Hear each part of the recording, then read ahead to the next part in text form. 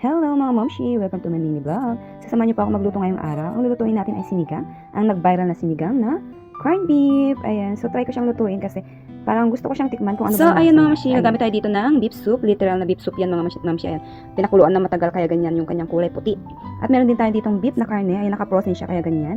Nahiwa na rin natin ang ating mga gulay. At meron tayo ditong sinigang mix at eto, magic sarap. At dalawang corned beef yung gagamitin natin para mas masarap. So ayun. So ayun mga momshi, kumukulo na siya. Lagay natin tong mga karne. Ay maghihiwa-hiwalay din yan mamaya. At sabay na rin natin ito. Luto naman na kasi yung karne na yan mga momshi, malambot na yan. So halo na rin natin tong kamatis, sibuyas at labanos.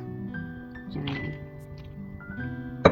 Ayan. So, palambutin lang natin sila. And then, ayan mga mamshi, kumulo na siya. So, ilagay na natin tong corned beef. Ayan. Tapos, haluin lang natin at pakuluin. And then, lagay naman natin yung ibang mga gulay pa mamaya.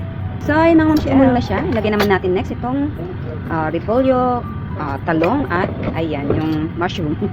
So, ayan.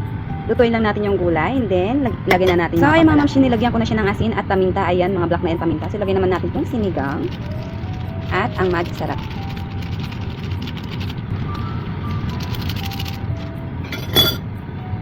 So, ay mga mamshi, lutuin lang natin siya at ready to eat na. Kain tayo. So, ay mga mamshi, luto na siya ang ating sinigang na corned beef. Ayan, medyo special lang siya kasi beef soup yung ginamit natin at meron siyang karne ng beef.